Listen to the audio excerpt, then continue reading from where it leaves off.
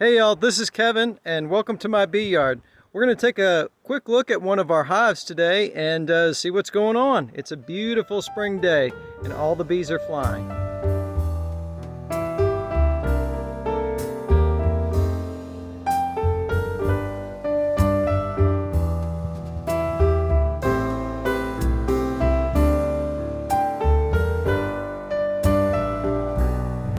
As with everything else, safety first.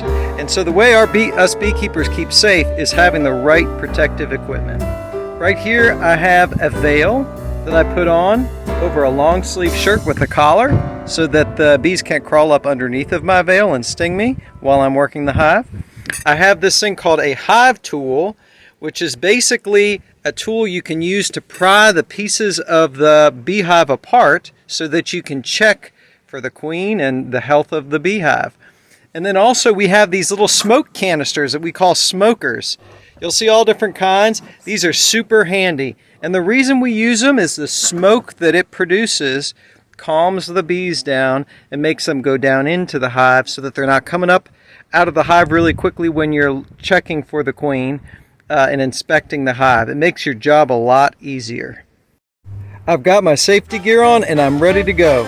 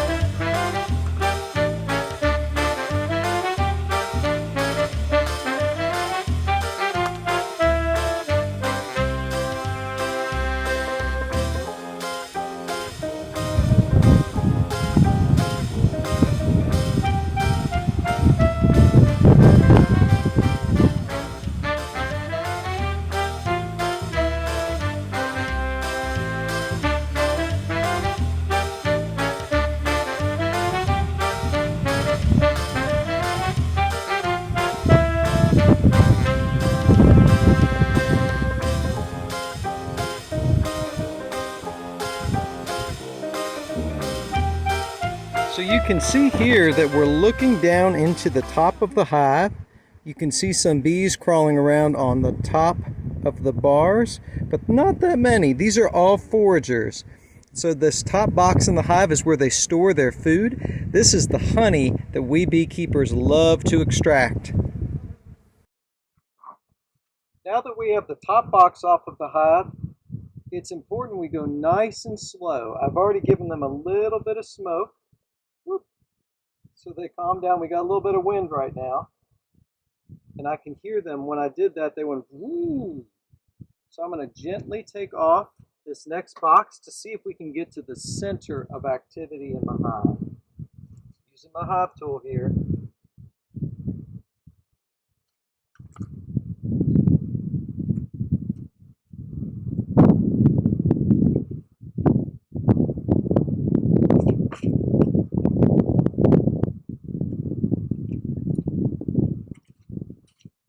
And you can see already, even from a distance, that there's a lot more bees on top of this box. We're getting closer to where the queen is laying all of her eggs and they're raising all the baby bees, all the sisters and brothers that are going to make this hive really grow in about a month.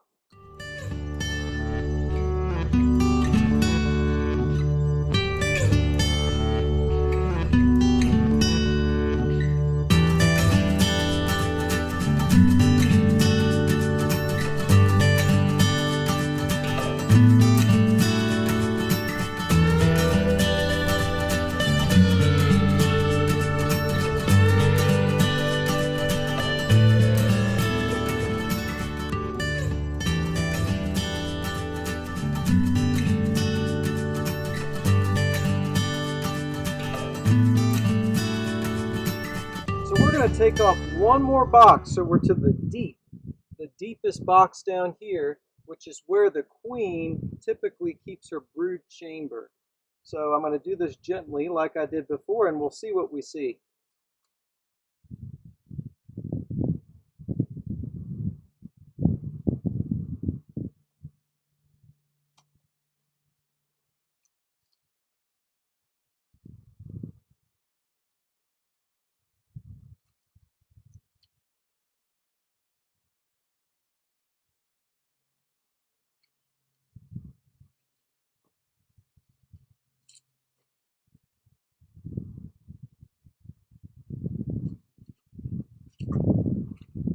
So here you can see there's a lot more bees in this box, even over that second box. And you can see here, which we'll take a closer look at in a second, all those baby brothers that they're raising in those cells at the bottom of the frames. We'll take a look here up close.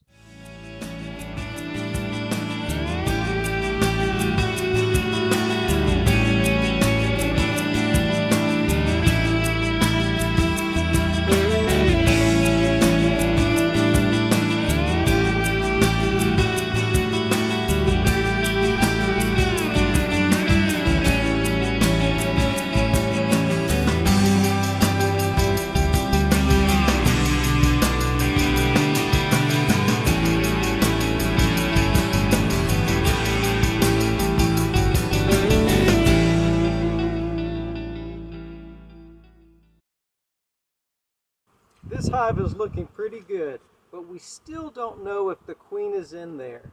They're nice and calm, they don't seem agitated, so they seem happy, and I would guess the queen's there.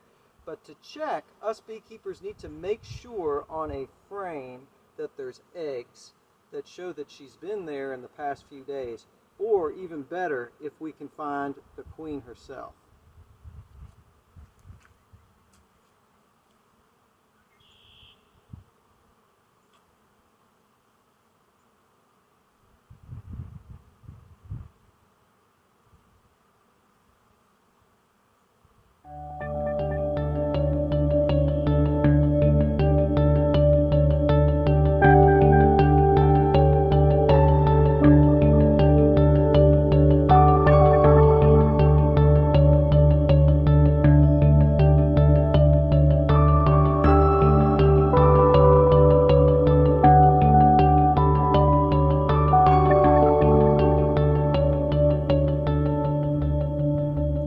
So I pulled this frame right here out of this hive, and you can see there's plenty of bees working on it.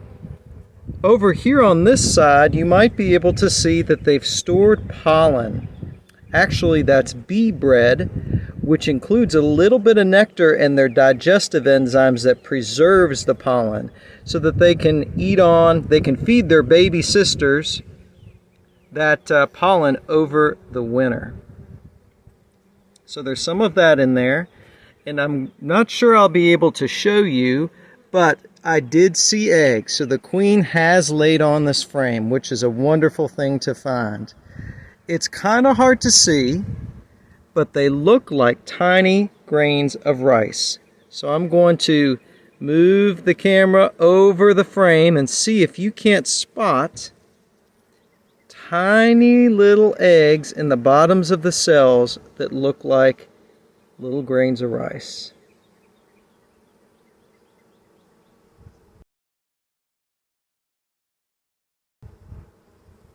What do you see? Let's try over here in this corner.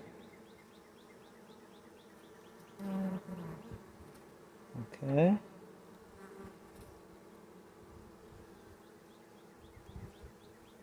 It's a little hard to see. A lot of times us beekeepers, we have to pivot while we're holding a frame so that the sun is coming over our shoulder and illuminating what's on the frame.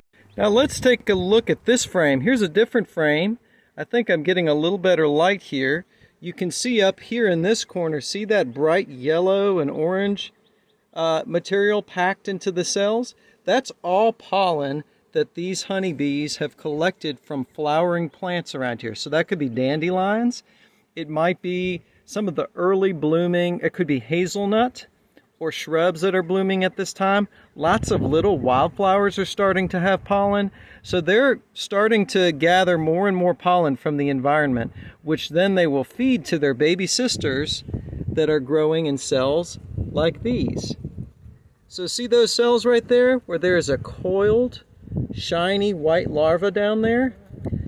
So those are their baby sisters. You can see they're different sizes. It takes them 21 days from the moment that they're laid by the queen for them to emerge as baby bees. So first they're an egg for 3 days, and then they're a larva for several more. Then they're capped like these cells up here. when they undergo a type of metamorphosis. So they're in a pupal stage here, and they emerge as a baby worker bee. Now there's some other cells, see these ones that are bumpier, there's some bumpier cells over here. Those are males, so they do have brothers, even though there's not very many in the hive. They're mostly sisters. So these are called drones, and they have bigger bodies, so they have to build the cells larger to accommodate their larger bodies. This looks like a pretty healthy hive to me so far. Let's take a little look for some eggs. I think I might see some in this corner here. Can you check out, see if you can see those tiny rice grains in the bottom of a few of these cells. See that? See those few right there? Those are eggs. We know the queen has been in here in the past 3 days. Let's check one more frame and see if we see anything different. I wanted to show you something amazing. See that one cell right there, which has got like red pollen in it? Pollen comes in all different colors. It can come in white, it can come in black, it can come in red, orange, yellow, gray, green, any color you can imagine, purple. And that tells you what type of tree or flower it came from. Right now it's mostly yellow and orange, but you'll see a whole bunch of different colors throughout the season. This stuff here at the side of the frame that I'm focused in on, that's called propolis, and it's real sticky. If you felt it, if you stuck your finger on it, like on my pink pointer finger right here, and they gather that from plant and tree resins like sap. So imagine pine sap, you know how sticky that is? They gather that, bring it back into the hive, and they glue the hive together with it. And that's really useful for them to keep the hive from breaking apart. Let's say a bear disturbed the hive, or a possum came and disturbed the hive. That would help keep it together. It seals it from all kinds of different pests coming in, or even a cold wind, and it has antimicrobial properties, so it actually is really healthy for them as well.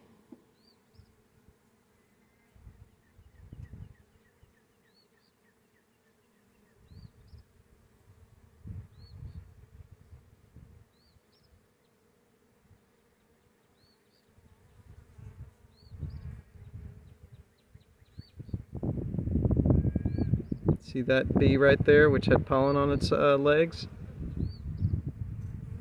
All right, we're going to check one more frame and see what we see. There's a whole lot of brood on this frame, so let's take a look. Now look at that.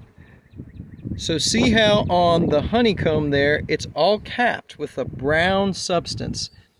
And so what that tells you is that there are pupa in those cells that are about to emerge as new baby bees. Those baby bees will stay in the hive for 2 to 3 weeks doing their first jobs, which is cleaning out cells, building comb. They produce wax and wax glands on their body, and they use their mouth parts to shape the honeycomb. They will also be feeding their baby sister larvae and their baby brothers. And then eventually they will change to guard bees, guarding the entrance of the hive. And then finally, at the very end of their lives, about 5 or 7 weeks later, they will become foragers, and they'll bring in that pollen and nectar that they will use to feed the colony throughout the year.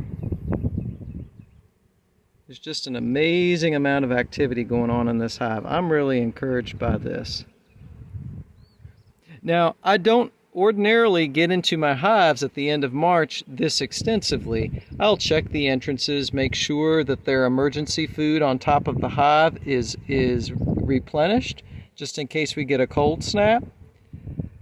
Usually I'll wait until April where I live, because there's plenty of good enough warm weather for them to fly, and they won't be chilled by me opening the hive. But we have a very warm day today, so I feel okay doing this. So one of the ways you can tell a honeybee from other insects is they've got that fuzzy thorax. So see the middle segment of their bodies, that there's hair there. They even have hairs on their eyes. And the purpose of those hairs is to collect pollen. That is a major adaptation that they have developed over time that makes them very efficient, very successful at gathering pollen from things as small as a dandelion or a tiny little flower to your apple trees, to the big trees in the woods like the tulip poplars and the locust and many, many more. As they get older, usually the hairs start to wear off, and so they don't look quite as fuzzy as they do when they're newborns. And here is our queen bee. Look how beautiful she is. She's got a very long abdomen, much longer than the other bees. She's going away from the camera because she doesn't like the sunlight. Once she comes back to the hive to start laying her eggs, she never leaves again until the hive swarms. And all of her daughters, all of these worker bees, protect her.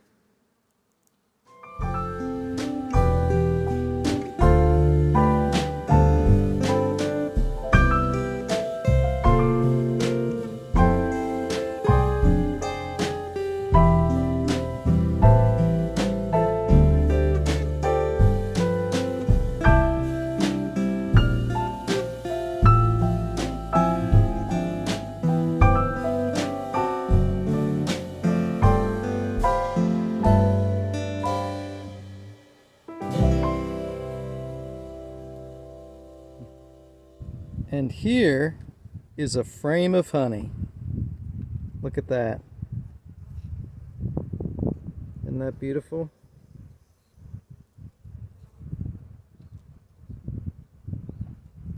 We always make sure to leave honey on the hive for them because this is their best food to get through the winter and at all other times of year as well. But here in about a month, starting in a month, they'll be bringing in nectar to produce more honey that hopefully we can harvest by summertime that will be extra that they don't need for the rest of the year. We found our queen and it was a big success. We saw her. There's plenty of brood. They look like they have plenty of food as well. So we're going to put this hive back together before it gets too cool. And the key to doing that is be gentle, and they'll be gentle with you as well.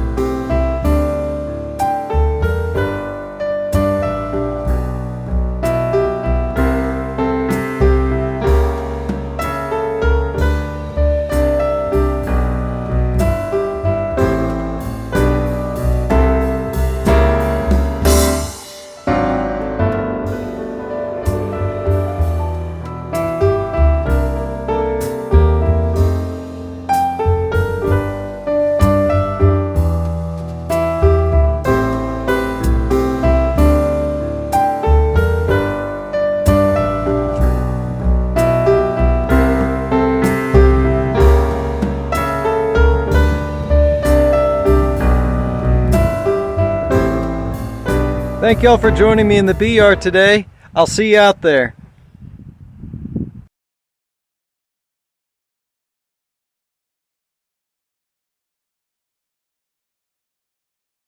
I work with the Appalachian Beekeeping Collective.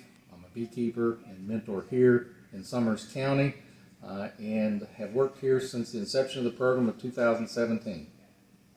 Frame of capped honey. We would put it in our extractor here. We would crank it down. There's a set of rotating hot knives that would remove the very top layer of wax. And then after that come out, where our frame would go into a tray, we would get about 40 of these frames in the length of this tray. And when it's full, we'd open up the extractor. So if you would think of an extractor as kind of being a centrifuge only instead of spinning this way, this extractor spins horizontally. So it's a drum. We would load frames in here. We'd fill each of these up, 14 on this side, 14 on that side, and now we would start to spin it. And then when we put the lid down, the speed of this picks up dramatically. It slings the honey out against the walls. And there's an outlet here when we're extracting honey that pumps it into a 55-gallon drum. So this would have a hose that would deposit the liquid honey here. As we fill the 55-gallon drums, we cap them off and label each of the drums so we know when we extracted it, and then we put a sample so we can determine what the variety of honey is.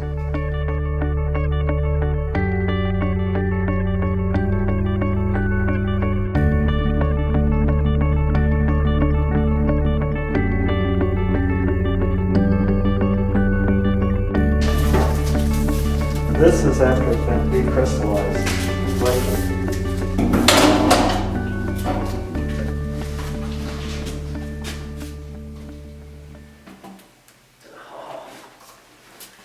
That's what it's, now it's ready to, Basswood or tulip poplar? this is tulip poplar. Uh-huh. And this is ready to be strained and then ready to be given over to the distribution folks.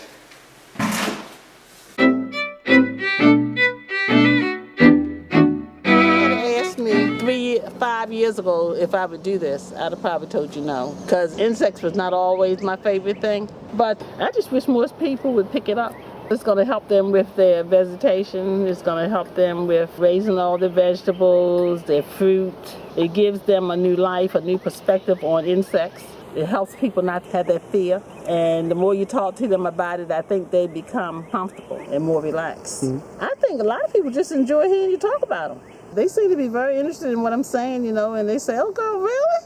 You really doing that?" I say, "Yes." Yes, I'm doing that. I tell you, it's an experience that I say most people who don't have the fear for insects and bugs and buzzing things, they should at least try to get involved in it, or at least pay attention and be willing to let people either use part of their land for it or be willing to give a positive attitude about them. Because in some time, we're going to have a problem if people don't learn how to not use chemicals and if they don't learn how to be friendly with the bees. Because this is really the bee world when it comes to your fruits and your vegetables, your flowers, and because you know if we lose them, we're going to lose a lot of other things. So I don't know how to tell you that they are so important. Also, the bees teach you about togetherness, getting along, and how to get rid of what's not necessarily usable. If it's not useful, if it's not needed, and it's cluttering up the place, give it up. I'm hoping that all of us, not just me, but the whole program is training Cody, because this is something Cody can carry on with the rest of his life. You know, this is something that will get him to either make it a business or a healthy hobby. I do find it exciting. I've also been doing this 3 years, and I've seen it as a way to get into the economy. And as a young folk getting into this is a good experience for other young folks to start this. This business here with the bees, the community kind of works together, you know. So that's important. It's almost like years ago when the barter system, I raise this and do this, I'll barter with you about what you're doing and we'll make a living together, you know, back and forth, and I'll save money, you'll save money. Yeah. This is good. We are the Appalachian Beekeeping Collective. Can you describe to me your passion for the environment through beekeeping? Oh, yes. Oh, yes. I think that beekeeping gives us that opportunity to see just the world as a whole in this little micro environment, because they have to, everything has to be clean, everything has to be utilized, everybody has their job, but you probably have heard the saying, we have enough for every man's need, but not every man's greed. And you see that even in bees, because everybody can do their own hive, do their own thing, and then you get somebody that says, oh, we don't want to have to work, we're going to rob this hive, you know? Then right there you see that global thing as in the bee world. But the other thing, for myself, I have a garden, I have fruit trees. My produce, my fruit, everything is so much improved with the bees.